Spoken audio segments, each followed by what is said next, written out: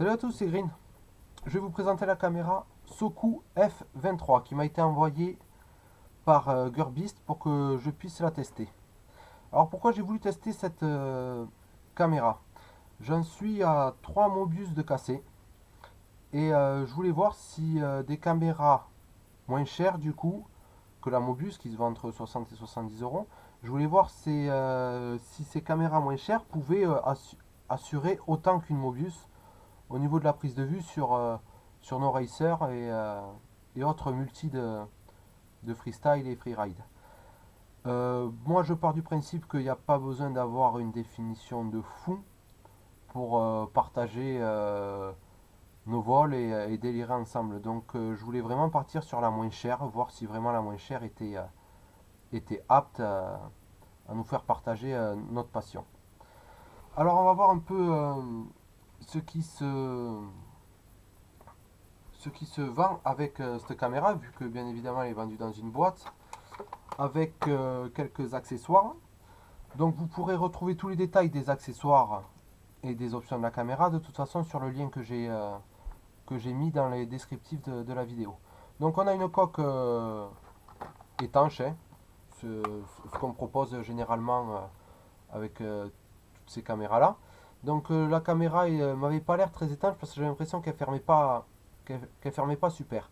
Alors j'ai mis la caméra dedans, j'ai laissé 2-3 heures dans l'eau et il s'avère que c'est parfaitement étanche. Donc le doute est levé. Après j'ai pas fait des tests, je l'ai pas jeté dans l'eau ni fait du surf avec, hein. Ensuite nous avons des supports et d'autres petits accessoires comme des mousses double face, une lingette pour nettoyer la lentille, une coque arrière avec, qui est ajourée donc pour pouvoir enregistrer le son plus facilement, mais du coup donc on perd l'étanchéité, des velcro, des supports en tout genre, une notice qui est assez sommaire où on vous présente les boutons de la caméra, tous les accessoires qui vous sont fournis dans la boîte, comment les monter les accessoires suivant les configurations qu'on veut utiliser. On vous dit comment l'allumer, comment l'éteindre, naviguer dans les menus et c'est tout. Et c'est dommage parce que le menu est assez complet de cette caméra. Mais il y a un petit détail qui saute aux yeux dans la notice, c'est que dedans on vous parle de SJ4000. Donc, ni une ni deux, on saute le pas et on se dit que les menus seront extrêmement proches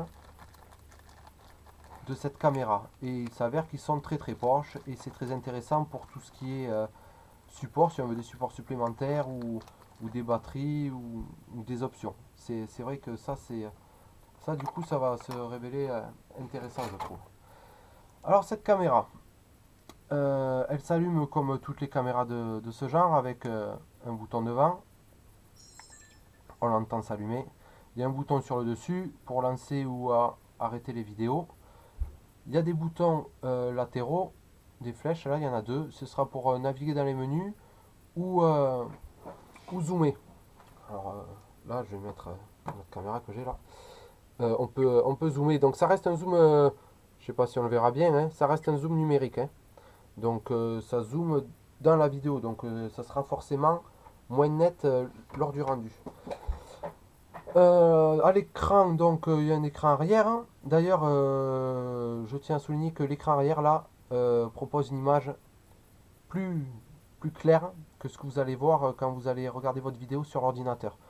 C'est intéressant à savoir, surtout quand on veut filmer et que c'est un peu sombre, on se dit on voit bien tous les détails et finalement les détails ne sont pas là parce que l'image est trop sombre. Donc c'est toujours bon à savoir. Il faut savoir que cette caméra est plus légère aussi que ma GoPro 3 qui elle ne propose même pas d'écran arrière. Donc de ce côté-là j'ai été agréablement surpris. Donc l'écran, il nous propose donc la définition où on est en train où on va enregistrer, le temps restant qui nous reste à enregistrer suivant la mémoire qui reste sur la carte SD. Ensuite donc on a la date et le reste des options, le reste de batterie, etc. On change et on passe au mode photo. Le mode photo, pareil, sur l'écran on nous dit quelle définition on a pris et toutes les options de prise de vue, balance des blancs automatique et toutes les autres. Ensuite, on a un menu où on peut voir tout ce qu'on a enregistré, donc les vidéos, les photos, donc on peut lancer les lectures et regarder donc ce qu'on a filmé, ce qu'on a pris en photo. Ensuite, on arrive au menu qui est, comme je vous l'ai dit précédemment, est assez complet. Il propose donc de régler la résolution, 1920, 720p et même en dessous. On a même des options d'enregistrement continu, du HDR, une détection de mouvement. Donc la caméra est allumée, mais elle lance l'enregistrement que quand il y a du mouvement à l'écran. Donc ça c'est une option sympa, pas forcément utile pour nos racers, mais c'est sympa. Et on peut choisir d'afficher ou pas la date sur l'écran ou sur la vidéo exactement. On peut régler la qualité, la netteté, j'ai tout mis au maximum, hein. On peut régler la balance des blancs, moi j'ai laissé sur automatique, hein. Surtout pour la vidéo comparative qu'on va voir tout à l'heure. On peut choisir les couleurs noir et blanc ou sépia aussi. Régler l'ISO, l'exposition, détecteur de visage, stabilisation et encore plein d'autres options que vous pourrez retrouver sur un menu trouvé sur internet, donc sur une Egicam. Ça se rapproche beaucoup. Donc on va passer maintenant au test vidéo. Donc j'ai fait un test comparatif avec une GoPro 3 Black et une SJ5000 qui m'a été aimablement prêtée pour que je puisse faire donc ce test comparatif. Ce sera un test en basse lumière, c'est-à-dire le soleil était à moins d'une heure de se coucher.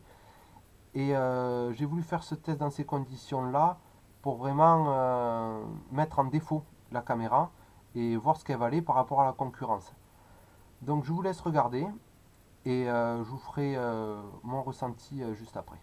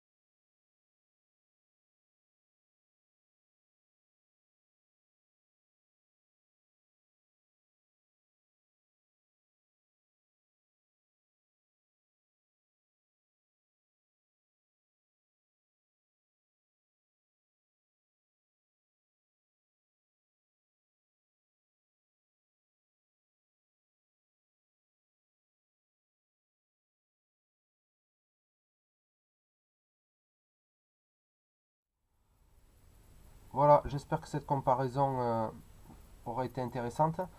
On voit qu'elle est en difficulté quand même par rapport à une LG5000. Mais au vu du prix, je trouve qu'elle s'en sort très bien. Il faut savoir que cette caméra là, cette Soku, est vendue 35 € livrée à la maison. Comparé à une LG 5000 qui est vendue 3 fois le prix à peu près, elle s'en sort plutôt bien.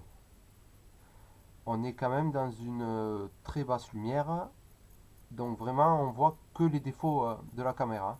En plein jour, c'est pas du tout pareil. D'ailleurs, on va le voir là. Je l'ai monté donc sur mon multi là, c'est un Vortex. Et on va faire quelques tours de circuit sur 3 définitions différentes, histoire que vous puissiez voir en plein jour avec soleil de face. Je vous laisse regarder.